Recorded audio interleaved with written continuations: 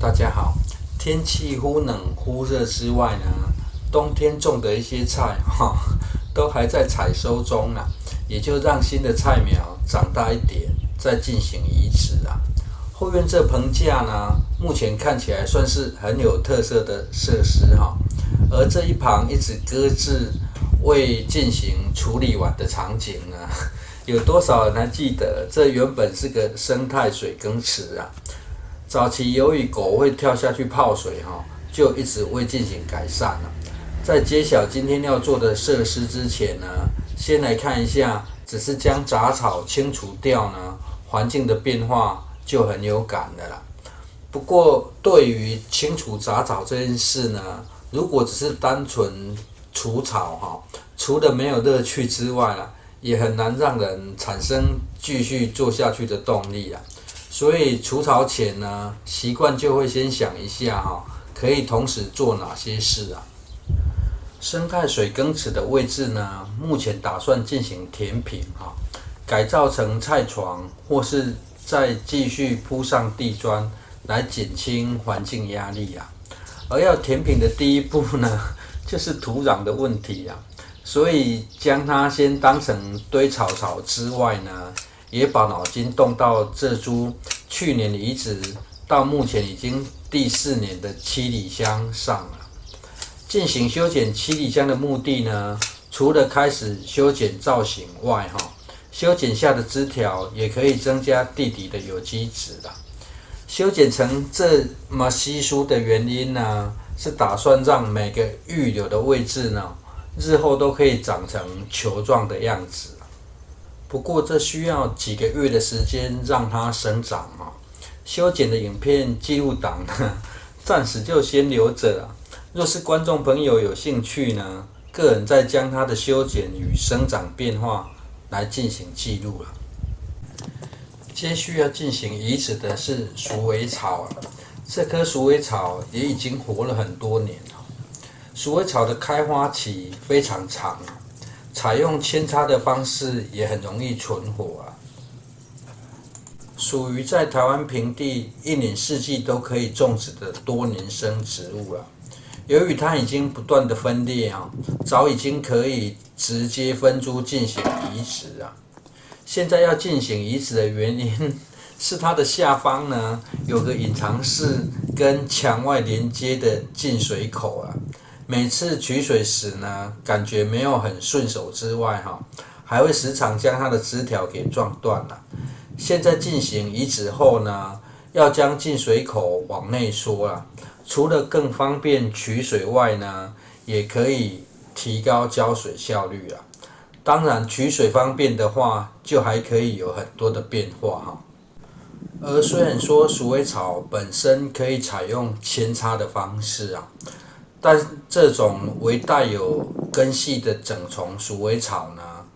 采用分株的方式成功率比较高之外，也会比较快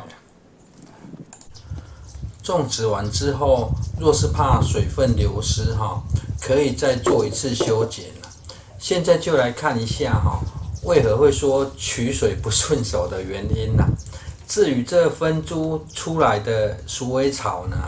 就拿到前院烧制草木灰旁的菜床上种植进入夏天后呢，可以充当闲置菜床的遮蔽物这修剪晒干后呢，烧制草木灰时添加进去，空气会弥漫一股很浓烈的香草味接续拉近镜头，从这个角度来看取水口这墙外有灌溉河道经过年久失修的河道很容易打通所以就没有使用虹吸进水的方式现在趁停水的空档来进行修整这隔日的晚上水就会来的对于观众朋友若有类似这样的环境呢，就算不想打通，靠近河道位置的地方呢，只要将水槽挖得比河道还低就可以自动进水所以如果也想设置这样的取水槽呢，只要有河道经过，不打穿还是可行的后面影片就有实际例子现在因为要将取水口往内移之外呢，也要将储水槽加深跟加大，这样后续除了可提高浇水效率外，应用的方式也会更多了。这靠近河道的土壤比较潮湿，挖掘起来也会相对容易哈。施作整个储水槽呢，花了近1个小时就完成了。挖掘的过程，由于尚未决定右侧凹槽的用途了，也觉得凹槽还可以掩埋更多的树枝跟杂草，所以土壤暂时就不直接覆盖上去了。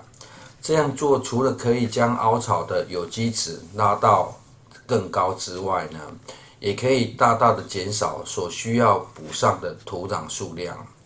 而这储水槽的深度呢，预计比外面河道没有水时低约30公分了。这样的设计的原因是，只要外面河道有水，储水槽就有30公分的水深可用。这也因应枯水期时呢，仍可以取得不错的水源呐。而在河道水位比较高的时候呢，储水槽大约就可以达到60公分的水深啊。另外，因为之前挖洞让水流入的方式呢，时间久了进水口会有小崩落的现象哈，所以进水口也做了一个修正哦，改采用埋入一根水管啦，内部则用瓦片围绕起来，有淤泥时也容易进行清淤。做好之后呢，有种视觉上的错觉哈，感觉像是河道才是住家，储水槽变成排水处了。不过呢，也可以算是河道的小型滞洪池啊。然而这样的深度安排还有个好处啊，遇到下大雨时呢，储水槽的水位会比外面的河道高啊，倒是不用担心没办法进行排水啊。最后来看一下施作到目前为止的环境变化哈。现在的天气还没有很热啦，而且天气忽冷忽热啦。关于种植，重点摆在育种就好了。种植环境想进行调整的地方呢，得赶快施工哈。隔日墙外河道已经开始出现约1-2公分的水深啦。到晚上后呢，河道水位就会更加深啦，才会正式进水啦。不过这蓄水时靠近河道又低于河道，就很容易出现毛细现象哈。储水槽已经自动从地底补上水了，再采用虹吸现象呢，将水引到内部也清淤完成的储水槽啊，